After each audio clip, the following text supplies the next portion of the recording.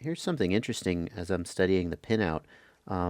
They've got telemetry and the serial receive on the same UART. So a UART has a transmit and a receive pin, and the serial data from the receiver comes in on the receive pin, and telemetry is on the transmit pin. And so you would think, well, you could have both of those operating on the same UART since they don't conflict. But in fact, Betaflight has never managed to pull that off. You typically will use one UART for the receive and another UART for the telemetry. One of the reasons for that is that the telemetry, SmartPort telemetry with FreeSky at least, is actually bidirectional. So anyway, it appears that the Raceflight guys have pulled that off, where you can have telemetry and the serial data on the same UART. At least that's what the pinout diagram appears to show. Let's wire it up that way and we'll see if that's true. This part of the build is really not very glamorous or exciting. It's just a matter of understanding the pinout diagram and getting all the wires in the right place to get the data and the voltages where they need to go. When doing this part, it can be easy to make a mistake. For example, I'm left-handed, so I'm going to come in with a soldering iron from the left, but the diagram is turned the other way. I could certainly just turn the diagram over, but then I'd have to read upside down. It doesn't hurt to think about things like the first pad closest to the corner is ground. The second pad from the corner is 5 volt, and so on. And that way you get your orientation correct. So it looks like the second pad from the corner is 5 volt, and the first pad is ground, which is indeed what I said.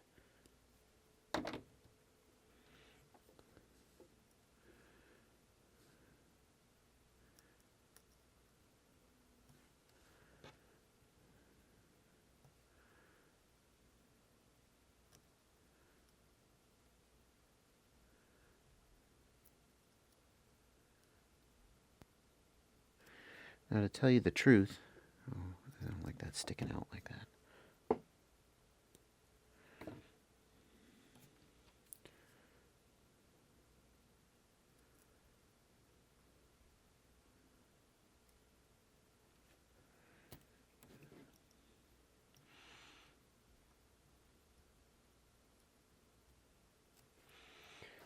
I'm going to go ahead and wire up 5 volts to the flight controller before I wire up the receiver. And the reason I want to do that is I want to verify the power output on these lines before I hook the receiver up, so that I don't accidentally fry the receiver if I've got that wrong. So let's look at where 5 volts comes into this board.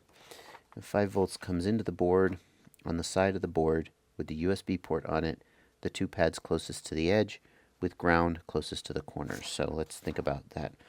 It's the side with the USB, 2 pads there. Okay, so ground is going to be here, and yes, in fact, it's labeled ground and BEC 5 volt. So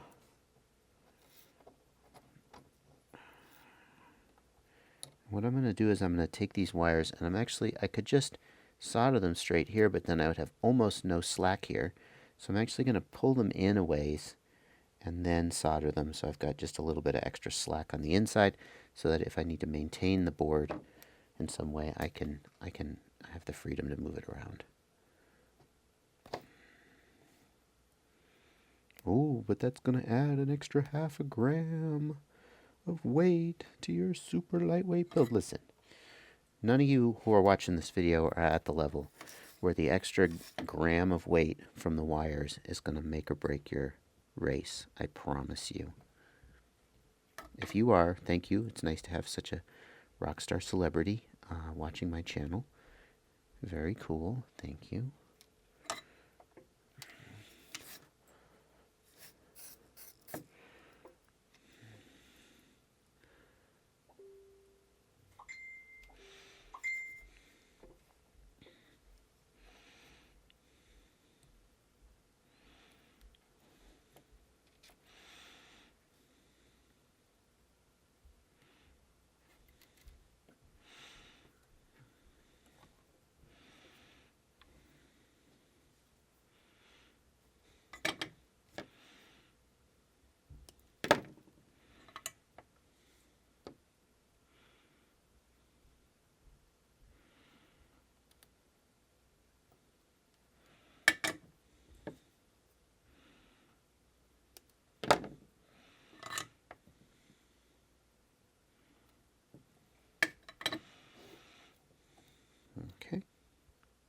And actually, you know what? I'm going to redo that. I do not like what I did there. I'll tell you why. I want them coming in from the inside of the board. It's going to look neater when the board is turned over if they're coming in from the inside. So let's turn this around and let's do it like this.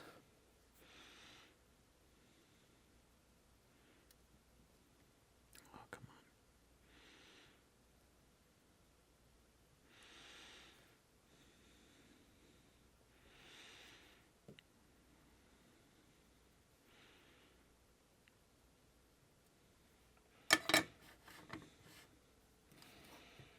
Okay, so now when I turn the board over,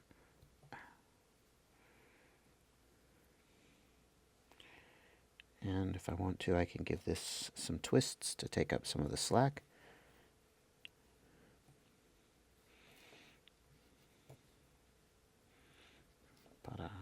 So now the board should be wired for 5 volts. And I'm going to go ahead and plug this board in for the first time.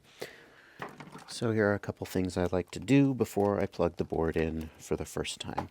Number 1, we're going to do a continuity check. Put it in continuity mode. Yep. And we're going to do a continuity check between the positive and the minus. And there should not be continuity. And there isn't. Good.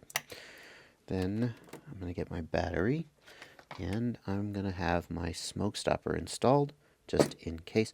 I'm going to plug it in. If the smoke stopper lights up, we have a problem. Okay, so far so good. No smoke, no smoke, no smoke.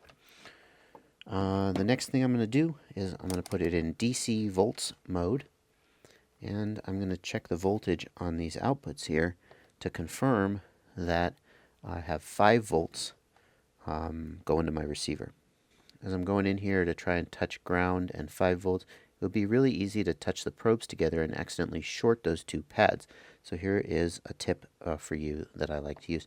You can get ground pretty much from anywhere. Ground is basically ground for the purposes of DC voltage anyway.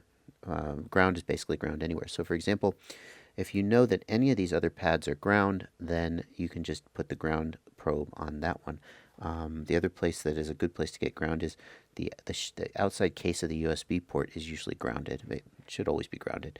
So I'm going to put ground here, and I'm only going to have to stick 1 probe in here and check to see if I have 5 volts. And if I'm careful, hopefully I will not short anything. The other place I could get ground is from the other UART. Very easy. And I'm showing 1.2 volts, which that's not right at all. Have I got the wiring wrong? Is the board getting 5 volts? Where is that going to? Come here, my friend.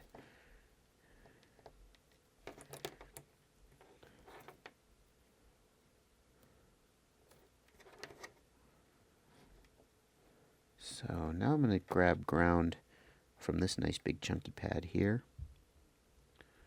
And let's see, battery voltage is reading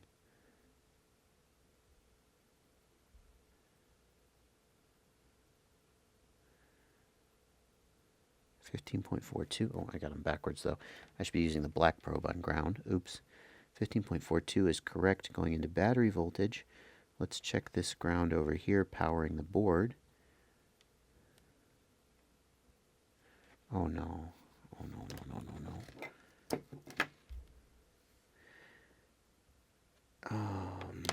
Yeah.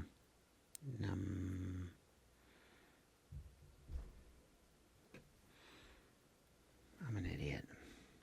So I actually, I've realized that I actually mistakenly soldered my 5 volts to the motor header, not the correct pads. The good news is that the motor pin should be 5 volt tolerant. I don't think I damaged anything. And the other good news is that I didn't solder the 5 volts to ground by accident and destroy the 5 volt regulator. So that's good.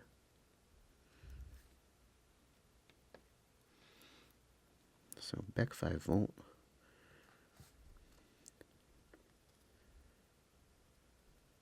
Okay, Now, that is the correct way to do it. This is the 5-volt wires from the ESC going to ground and back 5 volts. Now, let's try this again. I thought for a minute I had accidentally wired VBAT to the board directly and fried it, which would have sucked. Okay, let's try this again, shall we? Oh, the board is powered. The LEDs are lit, so that's good. I can see that the board has power. So, again, I'm going to grab ground from over here because it is that'll keep me from accidentally poking something that shouldn't be poked and shorting something that shouldn't be shorted. I'm going to check 5 volts. 5.36, acceptable. 5 volts is often a little higher, a little low. That's fine. I'm going to check, I already checked VBAT, so VBAT is good. Then I'm going to flip us over here into the correct orientation.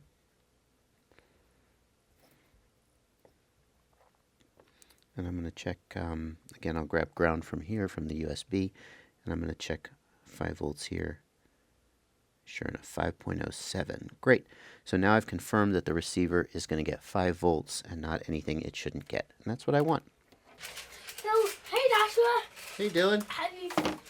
The name is Robin. I mean Robin. Hey Robin. Have you seen this person's shoes?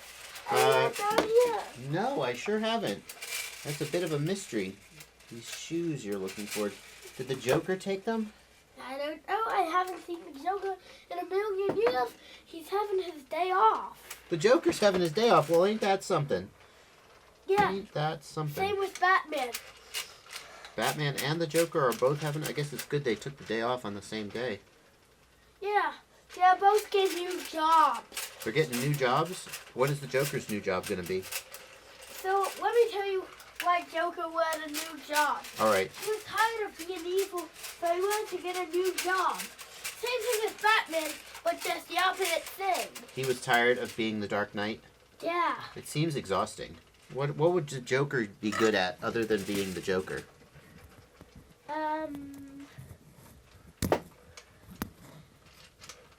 Jokes? Telling jokes? Yeah. Most of the Joker's jokes end with people dying. I'm not sure that the Joker... I guess he could work on telling funny jokes that don't kill people. Yeah. Maybe he would get good at that. Pretty much all of the villains are getting new jobs. Same with the good guys. All the villains and good guys. Superman is also getting a new job. Now, Superman has a lot of potential for income. I mean, Superman's superpowers could be so useful in so many different ways. Again, people who doors that you can't get through, that you're locked out of. Yeah, well, I mean, at least that. Superman could open really any door. Yeah. Also, if somebody couldn't get a lid open, Superman could fly. If somebody couldn't get a lid open, Superman could fly? Could try? And then use a super strength Right. to open it. He could open lids for people. For sure. Do people often have trouble getting lids open? I think you're thinking of when Cyborg couldn't open that jar of pickles because he didn't have his music. Yes. Yes. That was so funny. Night begins to shine. I remember that. When we're dancing. I remember the Teen Titans. The night begins to I shine. really do remember the Teen Titans. I also remember the Teen Titans. Do you remember the Alamo? What album?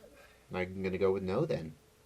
Oh, you guys, I just discovered one more thing to love about this ESC, and that is that the board designer has helpfully silkscreened the pinout for this output to the board. Very nice because you can't always find the documentation on the internet for the exact board that you've got. It's a little hard maybe for you to read, but here it is. There's the pinout. Very nice touch. Good thinking. I love self-documenting products.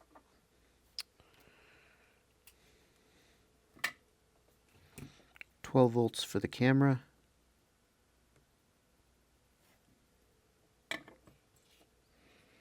Just make sure the camera is good with 12 volts, and it is. It says 5 to 22 there. Great. Always good to double check those things.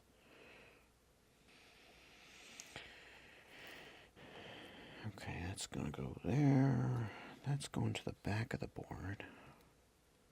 So it's going to go there.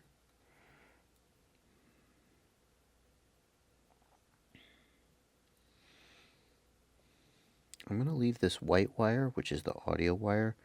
I'm going to leave it here just in case someday in the future this video transmitter supports smart audio.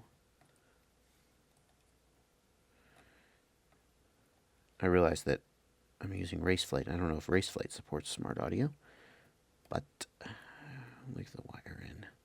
Oh no, that's another ½ gram. Whatever will you do?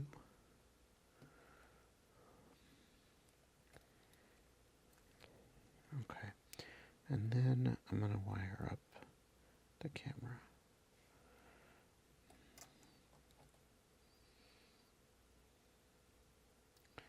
This is going to the back of the board. Good, good, good, good.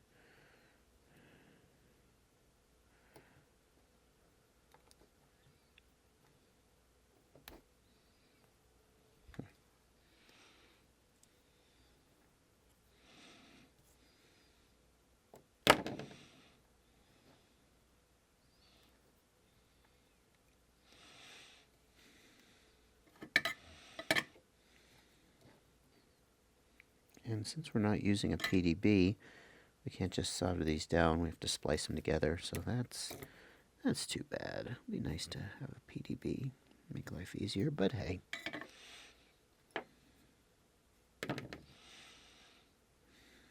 do it the old-fashioned way.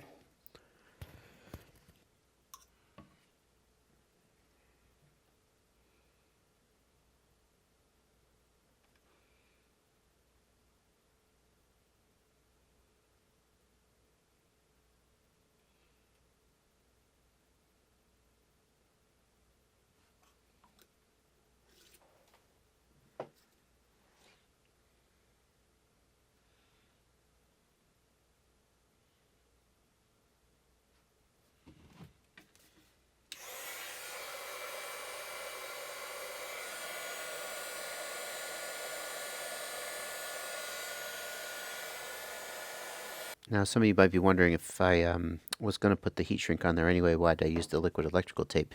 And the idea here is that the liquid electrical tape will act as a little bit of adhesive to help keep the heat shrink from slipping off the end of the joint. Okay, guys, well, we're nearly done with the build. I've skipped a few steps for you, but I've stuck the receiver on with some double-sided tape, and I may go back and put a zip tie loosely around the receiver just to hold it on there, because sometimes double-sided tape works loose. It'll depend on how snug it all is once I get the top on. The other thing I've done is I've soldered up the motor headers. Now the Revolt is nice in that it puts the motor headers at the corners where the motor goes. So you don't have to memorize the motor order if you don't, or the motor numbers if you don't want to. One thing I did have to compensate for though is that the motor numbers are different in on the ESC. The ESC uses clean flight, beta flight motor order, which is not the same as the Raceflight motor order.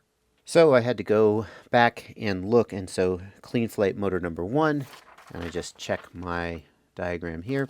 Clean flight motor number 1 is Raceflight motor number 3, and I just sort of figure out, you know, which motor is which and where they need to go.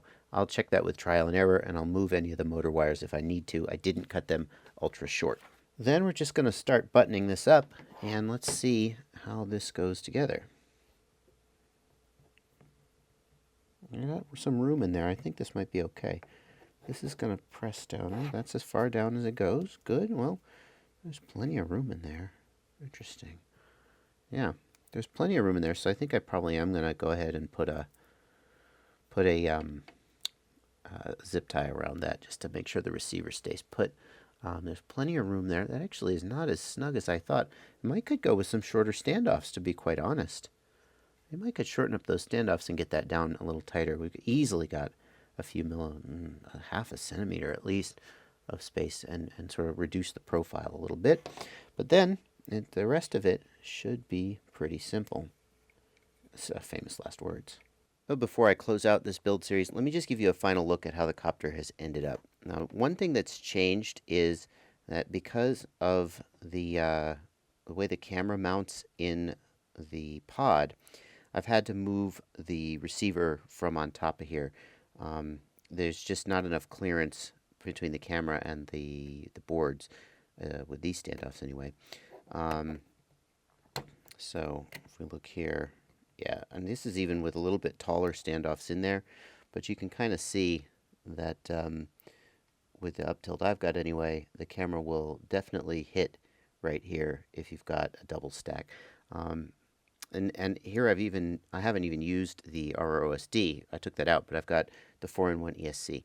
So I think if you're going to build a ZoomPod like this, your best bet is going to be to go with either an ultra low profile 2-stack build. You can see I've got the vibration damping bumpers in here, which is adding some height, or just to go with a single board like a Betaflight F3 and some regular ESCs on the arms. Although the arms being so thin isn't exactly great to mount the ESCs on the arms either. So I don't know. Maybe an all-in-one with ESCs and everything. I don't even know if that exists, but there you go. I think maybe if it were up to me, I might prefer to see the camera moved a little bit forward so you could then get a little bit lower profile on the pod. But I think this is kind of going for a stack approach where we're trying to build up and not out and sort of centralize the CG, similar to the Mitsuko or the Krieger or any of those Pure X style frames. So fine. As I mentioned, I've got these vibration damping bumpers in here, and the reason for that is that, as you saw, I damaged my Revolt V2, and so I'm using a Revolt V1, and the Revolt absolutely has to be vibration isolated. I'm hoping that these bumpers will do a good enough job to make it fly. Only time will tell. I've got the receiver up underneath here, and it's not making a huge amount of contact, but I am a little bit concerned that that's going to help transmit enough vibration that it might be an issue. Again, only time will tell. If need be, I can replace this with a Revolt V2, but I figured why not try to use the V1 that I've got and see if it works. You can always drill out the V1 and use the standard gummies as well. And then lastly, this is the DMT video transmitter from UBAD that I showed you. I said this was a pre-production version. Since I started this build, I have got a production version, and you can see it's in a much nicer case. It's much better protected. Got a really nice button and everything. So I just wanted to show you what the final version of that looks like versus the version that I'd been showing you up till now. It's not going to be the lightest transmitter in the world because it does have the case, but it certainly is well protected. And for a situation where I'm going to mount it on the back like this, I certainly do like the fact that it's well protected. And that's going to be the end of this build series, but it's not going to be the last that you see of this copter, because the next thing I got to do is I got to get Raceflight 1 installed on this, get it all configured, and get this copter in the air. And I'm really looking forward to finding out if Raceflight lives up to all of the hype that I've been hearing from people who are not normally prone to hype. So very looking forward to that. I hope you're looking forward to those videos as well. I'm looking forward to making them for you. Thanks for watching, and as always, happy flying.